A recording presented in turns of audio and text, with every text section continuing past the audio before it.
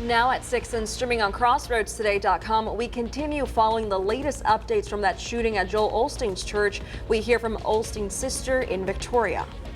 A Victoria man is in jail for solicitation of a minor. How authorities caught the man this evening.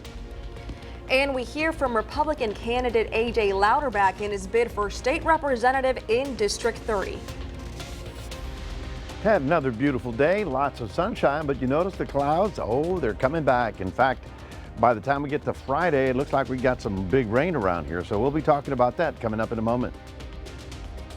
And teams were sent off as they hope to return by district champions. I'll have that coming up in sports.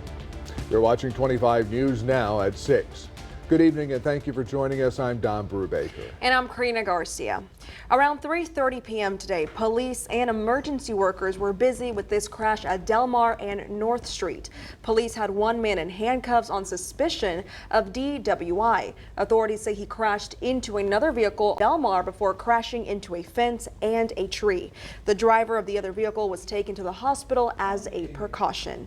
Now, the DPS arrested this man, 68-year-old William Boehm, on 2 counts of online solicitation of a minor. A spokesperson says he was communicating online with someone he thought was 16. He tried to meet up with a child victim at a predetermined location where he was met with law enforcement officers instead. Victoria police arrested a suspect facing charges in 3 counties. 26-year-old Serena Barber faces 1 charge in Karnes County and 2 charges in Jackson County. She was taken into custody on a Victoria County charge of evading arrest and detention. Barber is in the Victoria County Jail in lieu of $111,500 bond. Federal agents helped arrest a suspect in Jackson County Tuesday afternoon. Homeland Security agents and U.S. Marshals took part in arresting 41-year-old Daryl National of Edna. There was a warrant for his arrest on manufacture and delivery of a controlled substance with an additional charge of possession of a controlled substance. This week, we're introducing you to the District 30 Republican primary candidates.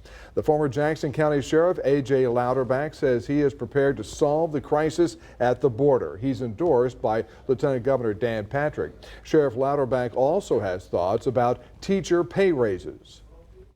I know that the allotment of money per kid, $6,100, is still too low. I know the teachers' pay is too low.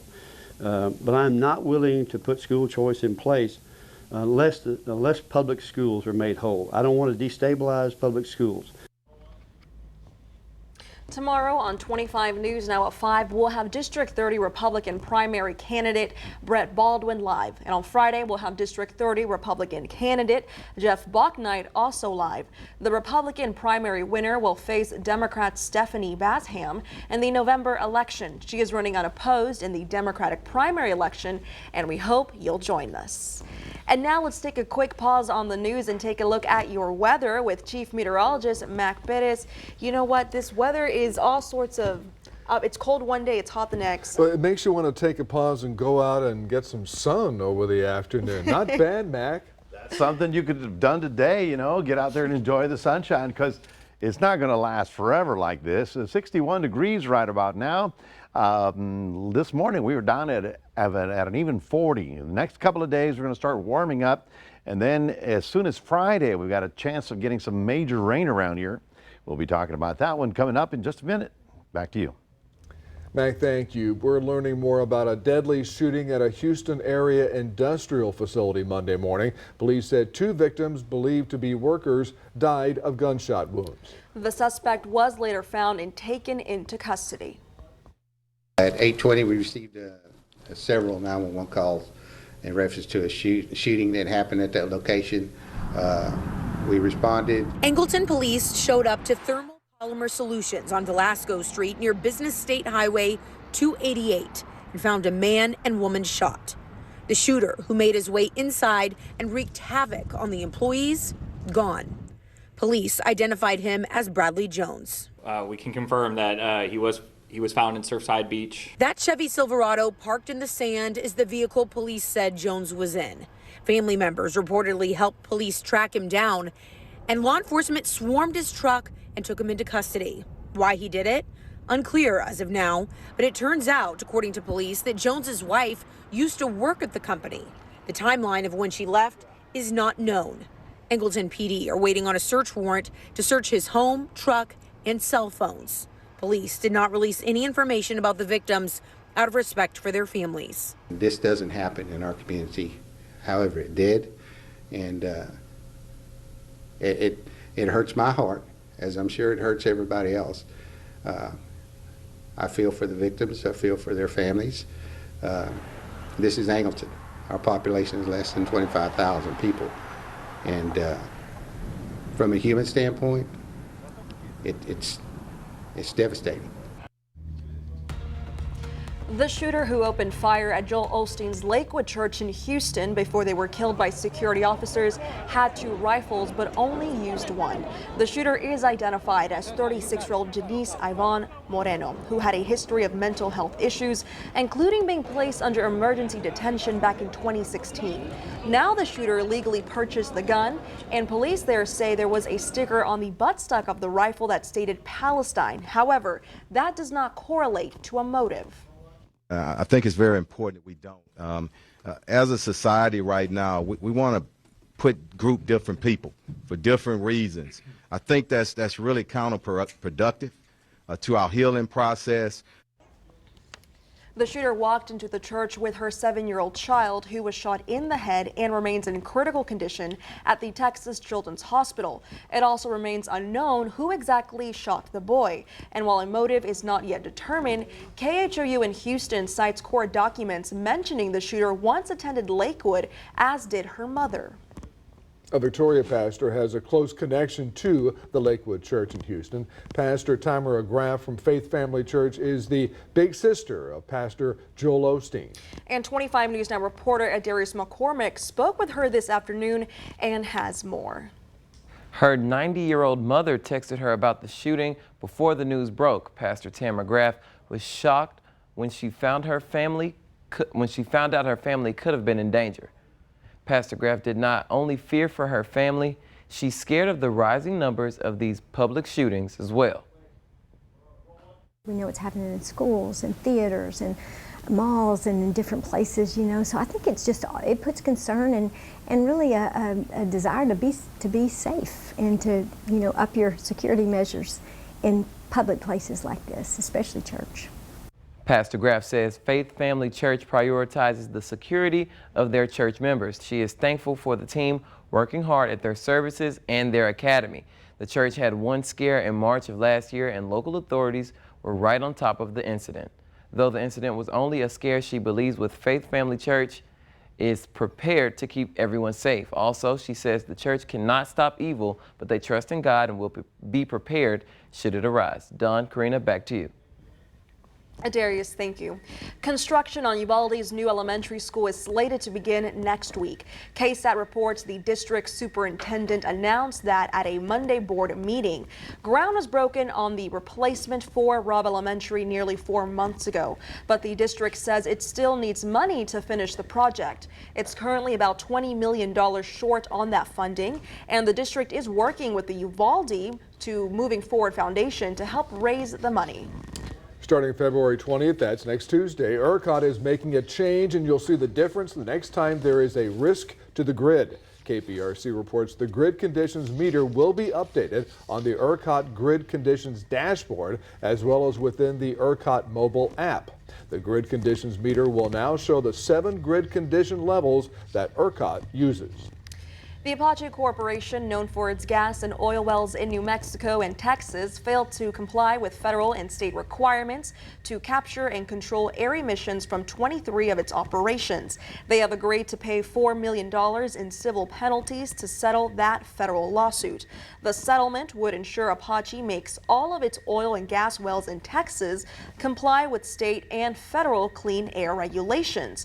They will also spend $5.5 million to offset past illegal emissions. Remember to subscribe to our YouTube channel, Crossroads Today. Hit the like button and click the notification bell so you can see Crossroads Today on YouTube. And stay with us. A woman in Houston is shot after police mistake her for an intruder. Coming up on 25 News Now at 6, we bring you the body cam footage. Also ahead, the primary route in our Crossroads area could take years before it's complete. Join 25 News Now's Trey Mining for the full report.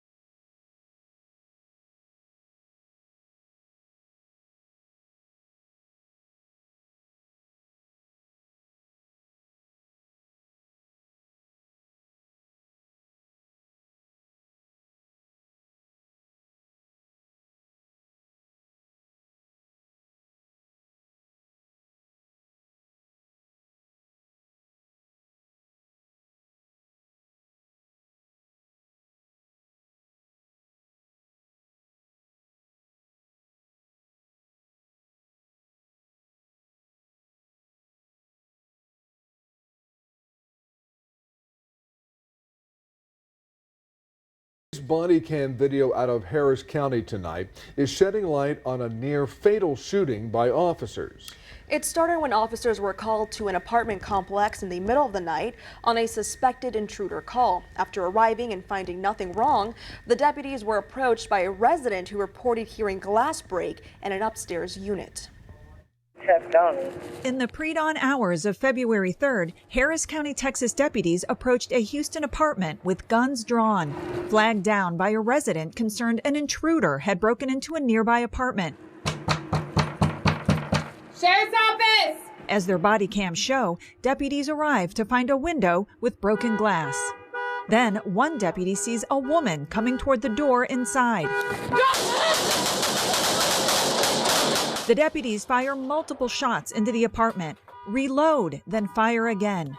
Inside, Ebony Pouncey was hit multiple times. She got shot in the leg, got shot in the torso, many places. Pouncey has retained civil rights attorney Ben Crump. In a statement, he says the newly released body cam footage is evidence of the unnecessary and excessive force used against his client.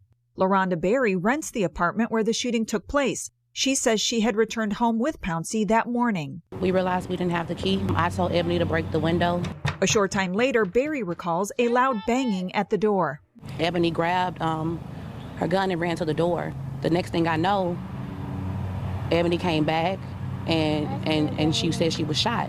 The Harris County Sheriff's Office says Pouncey was given life-saving care and transported to a hospital. They confirmed a handgun was found at the scene, and both they and the district attorney's office are investigating. The deputies involved are on administrative leave per department policy. I'm Laura Aguirre reporting. 2 men were detained after a fight broke out on a plane out of Oakland bound for Hawaii. KXAS reports it happened on a Southwest Airlines flight Monday morning. Passengers said the fight broke out about an hour into the flight, but it's unclear exactly what led to the fight. Other passengers quickly pulled the two apart, and both men were detained after the flight landed in Hawaii. It's unclear if they were charged. As we know, Highway 59 is the primary transportation route in the Crossroads area. Now, after many decades of service, the highway is in need of an upgrade. 25 News Now's Trey Mining has more. U.S. Highway 59 is over 40 years old. The decades-old design cannot handle the current traffic load the roadway sees every day. LaShawn Kirkendall with the Texas Department of Transportation says a highway upgrade is underway. The goal is to improve the areas where law enforcement sees too many crashes. And TxDOT is currently designing a project that includes replacing the bridges over the railroad as well as relocating Telfner Overpass. This exit has seen a number of vehicle crashes. The outdated design can contribute to the safety issues. This project is still about 3 to 4 years out. The intent of the project will be to bring the section of roadway up to current design standards, resulting in improved safety in that area. The entire US 59 corridor through Texas is designed to become Interstate 69. TxDOT will work on small sections at a time. Here locally, we've completed some small segments around Victoria, the city of Victoria, but we will not be able to sign it as I-69 until the entire segment is completed. This project will take decades to complete. But based on where we are today, I can safely say that it's going to be approximately 20 years or more to complete this effort. Trey Mining, KAVU TV 25 News Now. Here's your Veer poll this evening. You can scan that QR code on your screen to vote. The question is, do you consider the area near the Tefler exit dangerous? Yes or no? According to our results, it looks like 86% stand at yes and the remaining 14% stand at no. Come to crossroadstoday.com/vote to take part, and we're going to have an update on 25 News Now at 10. And with that, let's toss it over to Chief Meteorologist Mac Bettis. Thank you very much. Good looking day today. The sunshine was beautiful. Now we've got clouds getting thicker and thicker. Tomorrow being Wednesday, a lot of people have, plans for Valentine's Day. It's going to be okay. It's just that Friday, it looks like we're going to have some serious rain. Right about now, we're at 61. We managed to get up to 68. This morning it was 40. Tonight it won't be quite as cold. As a matter of fact, it's going to warm up a little bit now that the south wind has kicked back in. We'll have all your weather coming up right after this.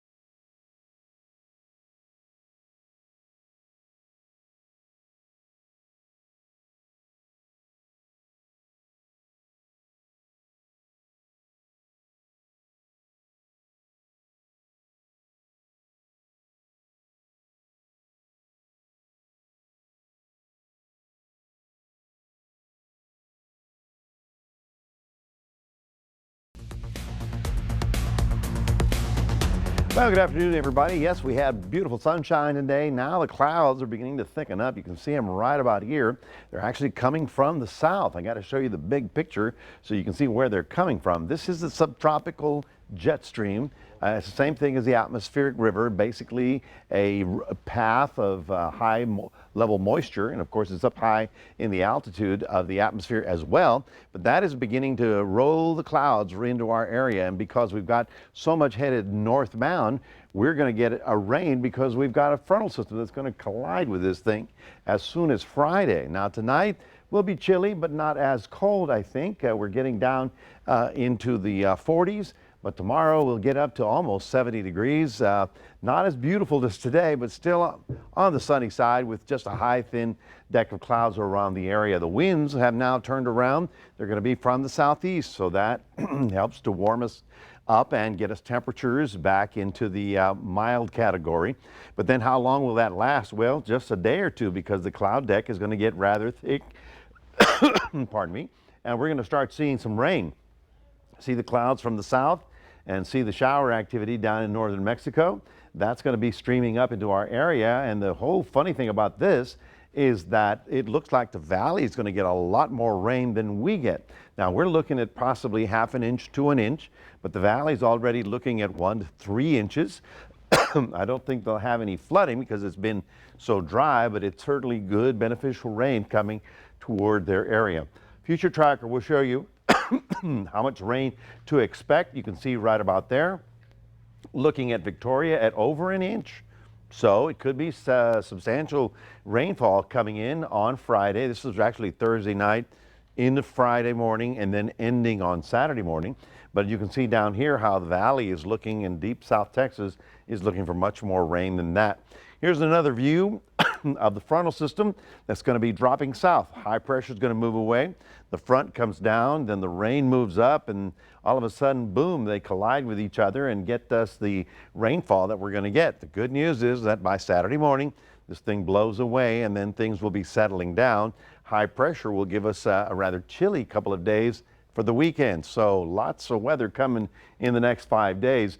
For tomorrow, which is not only Valentine's Day, but Ash Wednesday as well. I knew it was something else. Getting up to about 68 degrees. We start off with the thin clouds and then it just gets thicker and thicker. And then we start off in the morning at about 54 in Cuero and get up to about 67. Mostly cloudy by the end of the day. Your Thursday will be very cloudy with a possibility of a little drizzle happening, but a high of about 72. But again, all the rain is forecast to be somewhere in the Friday time period, 68 the high temperature, and then we get that cool north wind. Looks like we'll be still on the cloudy side on Saturday morning, but then it clears up and we're only going to get up to 54. 58 the high on Sunday, so a couple of chilly days coming in for about 3 days. And you're not going to believe this, by the middle of next week, 10 days from now, we're going to be near 80 degrees. So just remember I told you that. It looks like spring's coming back real fast. As your 7-day forecast, reminding everybody we do have a QR code. Please scan that, put Crossroads Today on your phone. We'll toss it back to Karina. Thank you, Mac. And now here's sports reporter Zach Brown. It is playoff time, and we have a state champion here in Victoria. I'll have that coming up in sports.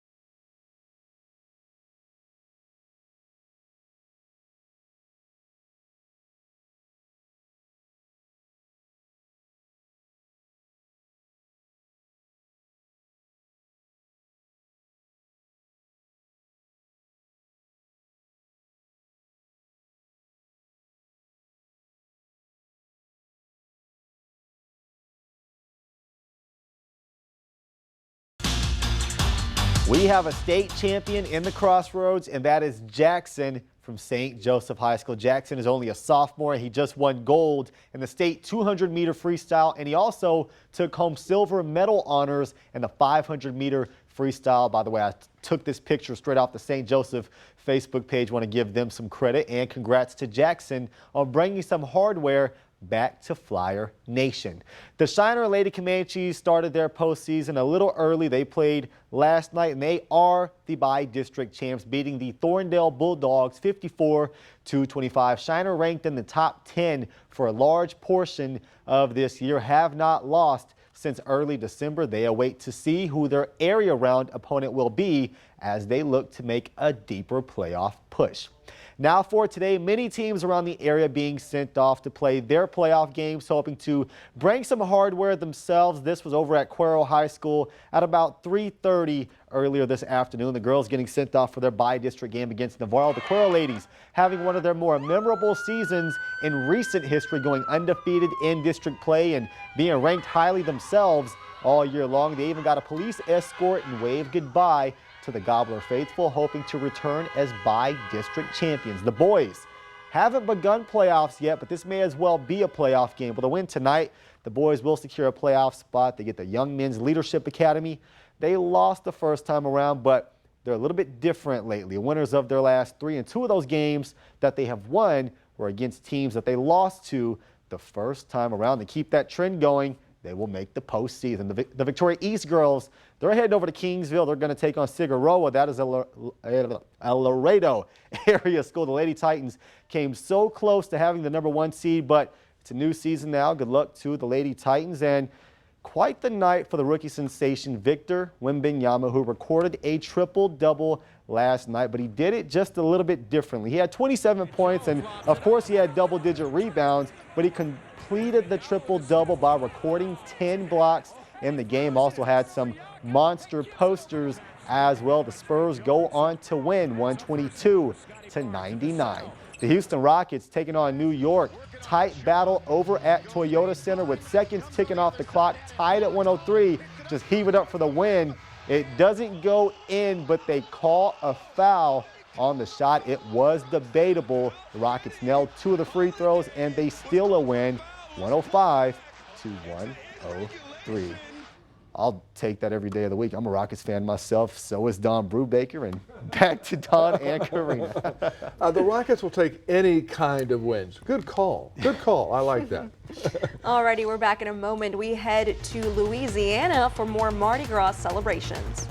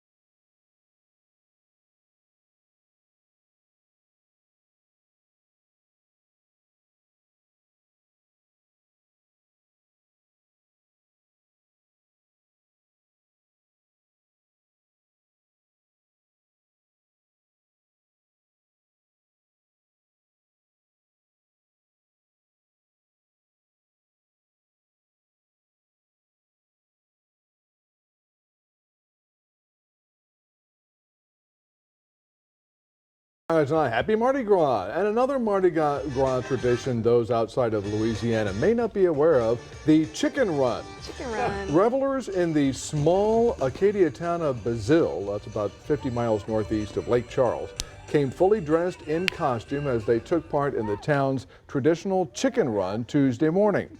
This annual tradition in which costumed revelers travel the countryside begging and gathering ingredients like chicken and rice for a big communal pot of gumbo. Now, you know, the costumes, they're okay, I know, it's an annual tradition, I get that. The gumbo part. Now, if I'm invited for the gumbo part, I could do that, but as far as that's kind of interesting. The chicken doesn't know what's chasing them. That's why they crossed the road. That's why he crossed the road to get away from those people. That's why. You didn't want to be in the big pot of gumbo and didn't want to be just around people like that. But that's just the way it goes sometimes. You would too if they came after you. All right, folks, for tomorrow, of course, it's a big day. Tonight is big, obviously, for Mardi Gras, but tomorrow is, of course, Ash Wednesday and also Valentine's Day, so I know you got lots of plans. Looking good for Wednesday, getting up into the upper 60s.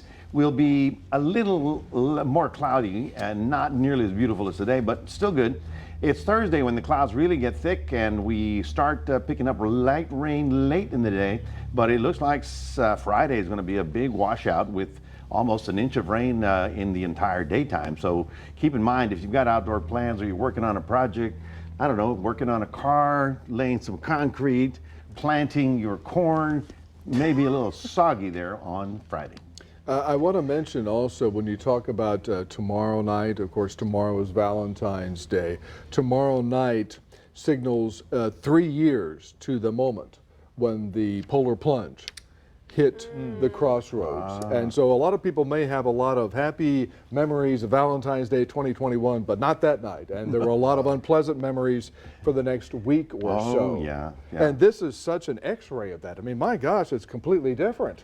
Absolutely, and you know what? The weekend cold front will give us a little bit of a chill for 3 days, and then it warms up dramatically next week, almost 80 degrees. So, in February? Yes, sir. I told you, nothing's normal anymore. Wow, that's very odd. And for the graduates who remember 1958 from high school here in Victoria, it snowed in Victoria on Valentine's Day in 1958. So it's all kinds of celebrations for tomorrow. One way or the other. All right, thank you, Mac, and thanks for joining us. We hope to see you back here tonight for 25 News Now at 10.